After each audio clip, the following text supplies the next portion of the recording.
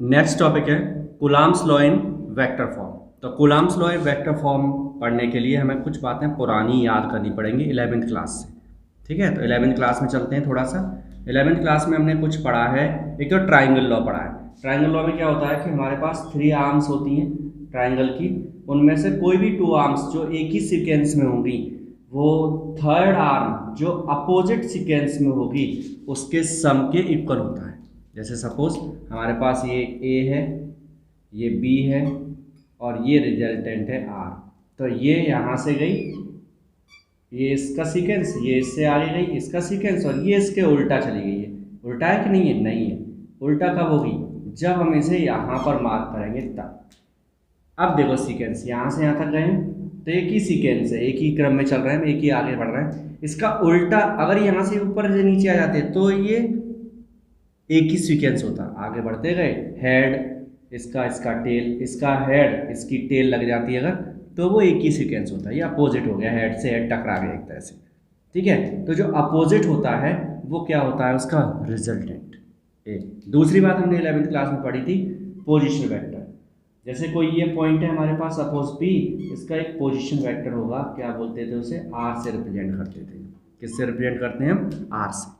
तो ये position vector है। पोजीशन वेक्टर किसका है? पी पॉइंट का। किसके रेस्पेक्ट है? ऑरिजिन के रेस्पेक्ट।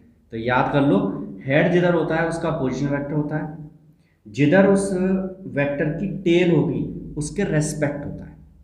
ठीक है, तो ये दोनों चीज़ें यूज़ करनी है हमें Coulomb's law in vector form में, इसलिए रिवाइज किया मैंने थोड़ा सा। अब चलते हैं वापस टॉपिक पर। Coulomb's law in vector form पढ़ने के लिए हमें क्या करना पड़ेगा? सबसे पहले हम कोई भी 2 चार्जेस लेके चल रहे हैं, उसके लिए हमने क्या किया? एक हमने ये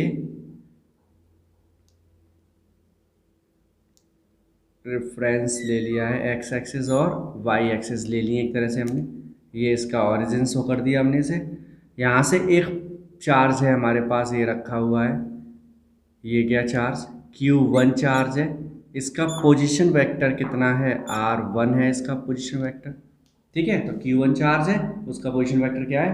R1। दूसरा चार्ज हम अलग से ले लेते हैं। दूसरा चार्ज है R2, Q2 चार्ज, और उसका पोजीशन वेक्टर क्या है? R2 vector. ठीक है, तो इसका एरो साइन इधर आ जाएगा हमारे पास में। क्लियर हो गई बात?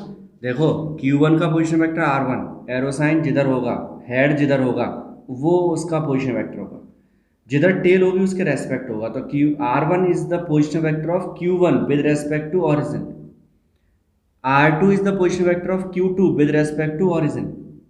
क्लियर है बात? अब हमें क्या करना है? हमें इन दोनों के बीच में फोर्स चाहिए। क्या चाहिए? इन दोनों के बीच में फोर्स चाहिए। तो फोर्स के लिए हमें इन दोनों के बीच की डिस्टेंस चाहिए। फॉर्मूला क्या है? अभी अभी पढ़ा हमने, इससे लास्ट टॉपिक में पढ़ चुके हैं, 1/4πε0 Q1 Q2 over R square, where R is the distance between the 2 charges. Clear? तो 2 चार्जेस के बीच की डिस्टेंस है वो। अब क्या करें हमें क्या करना है? हम इसी ट्राइंगल लॉ को यूज़ करेंगे। ट्राइंगल लॉ को कैसे यूज़ करेंगे? देखो यहाँ पर 2 वेक्टर हो सकते हैं। एक हम इस तरह से ड्रॉ कर दें इसे, एक तो ये है भाई कि हम ऐसे ड्रॉ कर दें इसे। अब जैसे ही हमने ऐसे ड्रॉ किया इसे, तो एरो साइन किधर आ गया?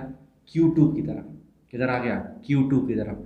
तो ये पोजीशन वेक्टर है Q2 का, किसके रेस्पेक्ट है? Q1 की, क्योंकि उसकी तरफ टेल है इसकी। ठीक है, अब इसमें ट्राइंगल लॉ लगा दो। क्या करोगे? ट्राइंगल लॉ यूज़ करेंगे। तो ट्राइंगल लॉ यूज़ करते हैं, कैसे करेंगे ट्राइंगल लॉ यूज़? बताओ ट्राइंगल लॉ कैसे यूज़ करेंगे? सेम डायरेक्शन में जो चल रहे हैं, ये ऊपर गए, इधर से इधर आ गए, यहाँ से ऊपर जा रहे हैं, इधर से इधर आ रहे हैं, सेम हो गया ये। और ये देखो उल्टा लगा हुआ है, जो उल्टा लगा है वही कौन है? रिजल्टेंट। तो ट्राइंगल लॉ इसमें यूज़ कर रहे हैं, और ट्राइंगल लॉ के अकॉर्डिंग क्या आएगा हमारे पास में? ये दोनों ऐड हो जाएंगे इन ट्राइंगल ओ, इसे बोल दो ए, इसे बोल देते हैं B, in triangle O A B. O A B triangle में क्या हो रहा है हमारे पास? R1 is R1 vector plus, इसको बोल दो डेल्टा आर। तो R1 plus delta R is equal to किसके है? R2 के है। ये समझ गए? ये दोनों सेम डायरेक्शन में चल रहे हैं, जो सेम डायरेक्शन में चलेंगे वो क्या होगा? वो ऐड होंगे, और जो अपोजिट डायरेक्शन में आएगा, उल्टा लगा हुआ होगा, वो क्या हो जाएगा? इक्वल में आएगा। तो ये अपोजिट लगा हुआ था, उल्टा लगा हुआ था, तो इसे इक्वल में ले लिया, इसे आ गया। इससे हमारे पास डेल्टा आर की वैल्यू आ जाएगी। Delta R is equal to कितना होगा, R2 वेक्टर माइनस में आएगा R1 वेक्टर। क्लियर, ये R1 इधर चला गया। अब हमारे पास ये जो डेल्टा आर है वो है क्या, अभी मैंने बोला डेल्टा आर क्या है, डेल्टा आर क्या है, delta R is the position vector of Q2 with respect to Q1। इसको हम लिख देते हैं पोजीशन वेक्टर,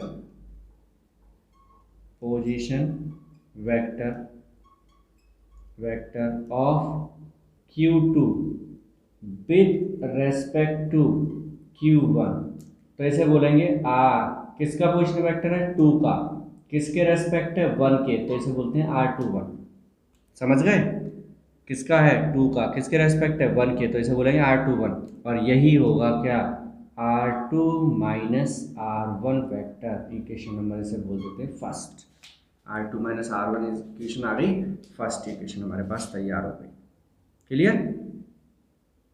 क्लियर है, ठीक है। अब इससे हम क्या करेंगे, इसी को लेके चलते हैं। अब हम निकालेंगे फोर्स। क्या निकालना है हमें, फोर्स कैलकुलेट करना है। तो फोर्स कैसे कैलकुलेट करेंगे, force on charge Q2 due to Q1 charge. ठीक है, तो किस पर फोर्स चाहिए हमें, Q2 पर, किसकी वजह से चाहिए, 1 की। Force on charge 2 due to 1, इसे इस तरह से लिखते हैं, 2 पर 1 की वजह से फोर्स लग रहा है, तो F21 लिखेंगे इसे, 2 पर 1 की वजह से, तो क्या लिखेंगे इसे, F21। फॉर्मूला वही यूज करो, K 1/4πε0 भी लिख सकते हैं, Q1 Q2 अपॉन, अब जैसा ये लिखा है वैसा ये लिख दो, R21, क्या लिखेंगे इसे, R21, और इसका क्या हो जाएगा, होल स्क्वायर। अब क्योंकि ये वेक्टर फॉर्म में है, इधर कोई भी साइन वेक्टर का नहीं है, कि ये कांस्टेंट है, Q1 Q2 स्केलर हम पढ़ चुके हैं, और स्क्वायर होने पर ये भी स्केलर हो गया, तो यहाँ पर हमें यूनिट वेक्टर लगाना पड़ेगा कैप, और 2 1 ही रखेंगे। क्या लगाएंगे, यूनिट वेक्टर लगा देंगे। ठीक है, तो यूनिट वेक्टर लगा दिया हमने इसे। ठीक है, इसकी डायरेक्शन भी यही होगी, यही फोर्स की डायरेक्शन F21, क्योंकि फोर्स किस पर लग रहा है, 2 पर, कौन लगा रहा है, 1 लगा रहा है, तो 2 पर 1 लगाएगा, 2 पर 1 लगाएगा, ये लग रहा है, ये डायरेक्शन आ रही है। ठीक है, तो ये आ गया हमारे पास F21। सेम प्रोसीजर फॉलो अगर हम करें, ठीक है, इसे एक स्टेप और बढ़ा देते हैं। स्टेप बढ़ाने का मतलब है कि हम इसे लिखेंगे K Q1 Q2 upon R21 power 3 R21 पर वेक्टर। क्या किया है, समझ गए होगे, बहुत सिंपल सा कंसेप्ट है ये। तो क्या किया है, कैप हटा दिया है, और ए कैप को हम फॉर्मूला पढ़ चुके हैं, ए कैप होता है ए वेक्टर अपॉन ए, तो इसको वेक्टर अपॉन नीचे आता, तो ये 2 पावर की कितनी पावर बन गई, 3, इसको बोल देते हैं इक्वेशन नंबर फर्स्ट। ठीक है, अब सेम समझना, मैं लिख नहीं रहा हूं, केवल बता रहा हूं, F12 क्या है ये बताओ। ये है 2 1, 2 क्या था, Q2 पर Q1 ने जो फोर्स लगाया, ये क्या है, 1 पर लगाएगा 2, मतलब force on charge Q1 due to charge Q2, किसके इक्वल होगा, यहीं से K Q1 Q2 अपॉन आ जाओ R12 पावर 3 और R12 पर